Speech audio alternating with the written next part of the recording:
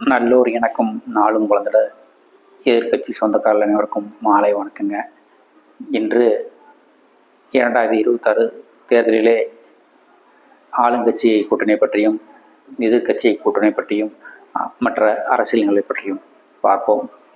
இணைந்திருப்போம் எதிர்க்கட்சியுடன். நாட்டில் எல்லாமே ஆளுங்கட்சி தவிர்த்து எதிர்கட்சி தான். நாட்டில் எல்லாமே எதிர்கட்சியாக பார்க்காதீர்கள், எதிர்கட்சியாக பாருங்கள். இந்த எதிர்கட்சி இருக்கான்ல, நடைபெறவுள்ள சட்டமன்ற தேர்தலிலே ஆளுங்கட்சி ஒரு நிலையிலும் மற்ற எதிர்க்கட்சிகள் ஒரு நிலையிலும் இருக்கின்றன. அதை பற்றி பார்ப்போம். ஆளுங்கட்சி திமுக இந்த தடவை கண்டிப்பாக எளிதாக 200 தொகுதியில் வெற்றிடுவோம் என்ற நிலையில் உள்ளது. காரணம், எதிர்க்கட்சிகள் எல்லாம் கொஞ்சம் குழப்பமான சூழலை நிலவுவதால் ஏற்கனவே பல தொகுதியிலே, உதாரணமாக செந்தில் பாலாஜி 20 எம்எல்ஏக்களை 20 சட்டமன்ற தொகுதியிலே வேட்பாளரை போட்டு கடந்த 2 மாதமாகவே தனது பிரச்சாரத்தை முடிக்கிட்டுள்ளார். நீங்கள் தான் எம்எல்ஏ, நீங்கள் போய் தொகுதியில் வேலை பாருங்கப்பா என்று பல தொகுதியிலே திமுக கூட்டணி கட்சிகளில் வேட்பாளர்களை போட்டு தற்போது 2 மாதமாக நடைபெற்று கொண்டிருக்கிறது. இந்த பக்கம் பார்த்தீங்கன்னா அதிமுகவில் இன்னும் கட்சிகள் வருமா வராதா, இந்த கட்சி வருமா இந்த கட்சி வராதா, பிஜேபி பன்னீர்செல்வம் அண்ணாமலை தனியாக கட்சி ஆரம்பிக்கிறார் என்ற நிலையும் உள்ளது. ஏனென்றால் கடந்த சில நாட்களாகவே பிஜேபி முன்னாள் தலைவர் அண்ணாமலைக்கு செல்வாக்கு அதிகமாக இருப்பதால் அவர் தனியாக கட்சி தொடங்கலாம் என்று பேசப்படுகிறது. இது எந்த நிலையில் இருக்கிறது என்பதை பார்த்தால் அது உண்மையும் இருக்கிறது. 2-3 மாதங்களே அண்ணாமலை தனியாக கட்சி தொடங்க போகிறார் என்ற நிலைதான் நமக்கு ஒரு எதிர்பார்ப்பாக உள்ளது. அப்படி தொடர்ந்தால் அண்ணாமலைக்கு தனியாக வாக்கு வங்கி ஈர்த்தது அது கண்டிப்பாக ஒரு ஓட்டு பிடிப்பாக தெரியும். அப்படியே இந்த பக்கம் வந்தீங்கன்னா இன்னும் சில கட்சிகள் 2 பக்கமும் பொட்டி வாங்குவதற்கு பேசிக்கொண்டிருக்கிறார்கள். எந்த கூட்டணி போவாங்கன்னு அவங்களுக்கே தெரியல.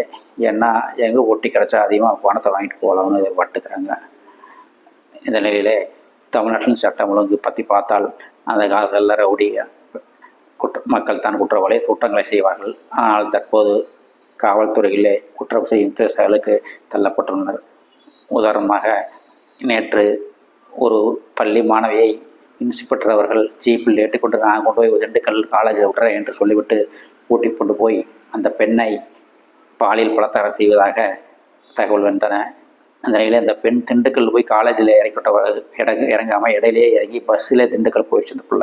அந்த புள்ள போய் அவங்க அம்மாட்ட சொல்லியிருக்குது, போலி இப்படி இன்ஸ்பெக்டர் என்ன ஜீப்பு உள்ள வச்சு உடனே அம்மா அனைத்து காவல் நிலையத்திற்கு மகளிர் காவல் நிலையத்திலே திண்டுக்கல் மகளிர் காவல் நிலையத்திலே வழக்கு பதியப்பட்டு அந்த இன்ஸ்பெக்டர் மேல் உடனடியாக நடவடிக்கைப்பட்டு அவர் சஸ்பெண்ட் செய்யப்பட்டார். சும்மா சஸ்பெண்ட் செய்ய வேண்டும்ன்றது.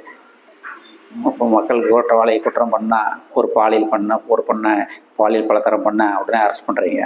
அதிகாரிகள், அரசியல்வாதிகள், கட்சிக்காரர் எல்லாம் பண்ணால் அவங்கள சஸ்பெண்ட் பண்ணுறது, இடைநீக்கம் பண்ணுறது, இது மாதிரி நடவடிக்கை எடுக்கிறதில்ல. யாருமே அரெஸ்ட் பண்ணுவதில்லை.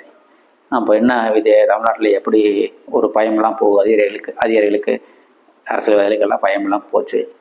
இந்த நிலையிலே போலீஸ்காரர்கள் நடவடிக்கைகள் படுகுப்பையாக சென்று கொண்டிருக்கின்றன.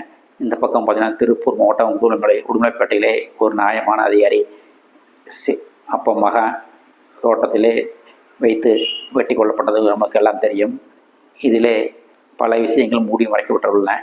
ஏன்னா அப்பமன் தண்டப்பட்டிருக்கும் போது ஒரு போலீஸ்கார இன்ஸ்பெக்டர் ஜீப்பில் அது ஒரு பையனோட ஜீப்பில் போகும்போது ஒரு அப்பா மகனும் குடிப்பகுதியில் ஒரு இன்ஸ்பெக்டரை ஒரு அதிகாரியை ஒரு போலீஸையே வெட்டினான்னு சொன்னால் அது நம்புகிற மாதிரியே இல்லை. லாஜிக் இடிக்கிறது. இதில் ஏதாவது உள்நோக்கம் உள்ளதா என்பதை பற்றி விசாரிப்பதுக்கு யார் விசாரிக்க போகிறாங்க? ஒருத்தர் விசாரிக்க மாட்டாங்க.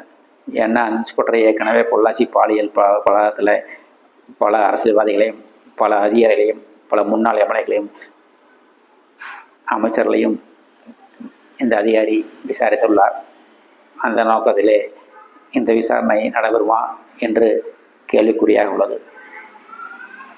அப்படியே பார்த்தீங்கன்னா இந்த திமுக கூட்டணியில் இன்னொரு பக்கம் அரசியல் நிகழ்வுகள் சிறப்பாக நடந்து கொண்டிருக்கின்றன. அது என்னவென்றால் மக்களுக்கு எதுவுமே செய்ய வேண்டியதில்லை.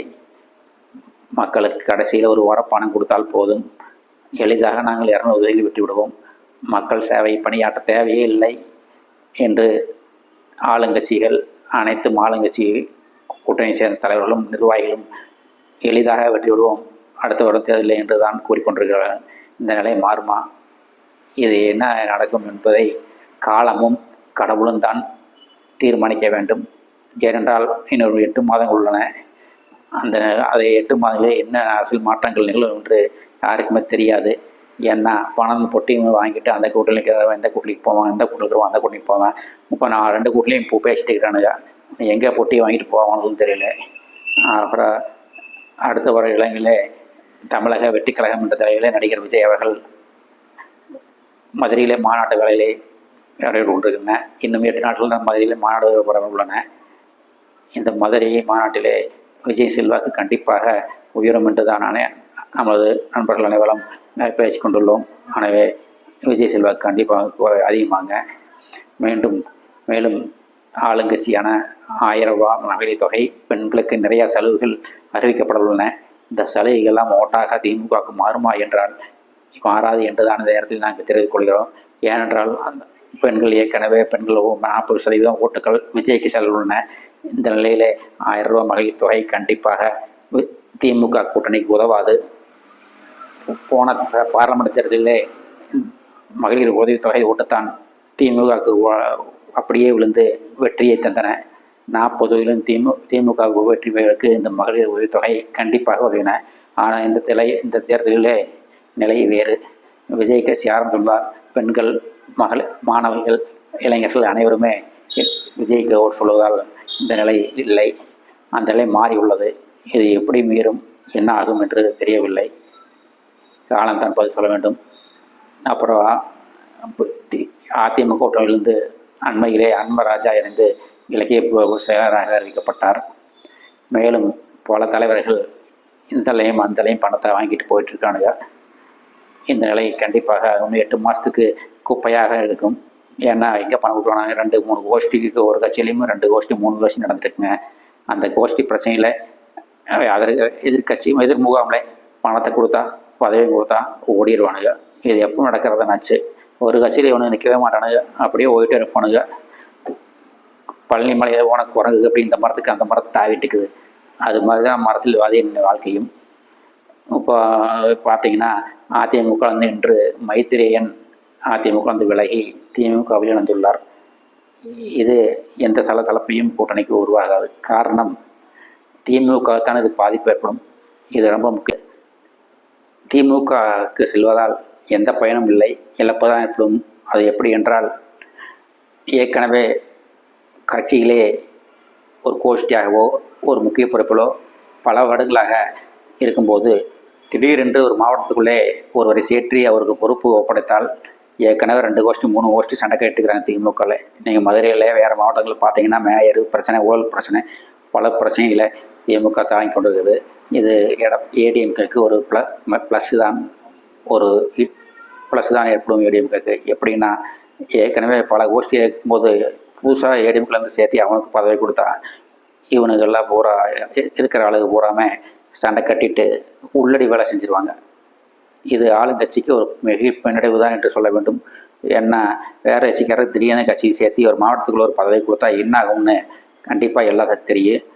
இது நடக்கும் தேர்தலிலே இந்த சம்பவங்கள் கண்டிப்பாக ஒரு மிகப்பெரிய தாக்கத்தை ஏற்படுத்தும் என்று கூறி, எங்களுடைய எதிர்க்கட்சி சேனல் பிடித்திருந்தால் எங்களை ஆதரித்து சப்ஸ்கிரைப் செய்து எங்களுக்கு ஆதரவு தாருங்கள் என்று கூறிக்கொண்டு உங்கள் அனைவரையும் விடைபெறுகிறேன். நன்றி, வணக்கம். அவ்வளவுதான் காட்ட முடியும், அதுக்கு மேல காட்ட முடியாது. மத்த கம்பெனிகள் காட்டலாம், ஆனா எங்க கம்பெனி காட்ட. எதிர்க்கட்சிகளால் நாட்டில் எல்லாமே ஆளுங்கட்சி தவிர்த்து எதிர்கட்சி தான். நாட்டில் எல்லாமே எதிர்கட்சி. எதிரி கட்சியாக பார்க்காதீர்கள், எதிர்க்கட்சியாக பாருங்கள். இந்த எதிர்க்கட்சி இருக்கான்ல,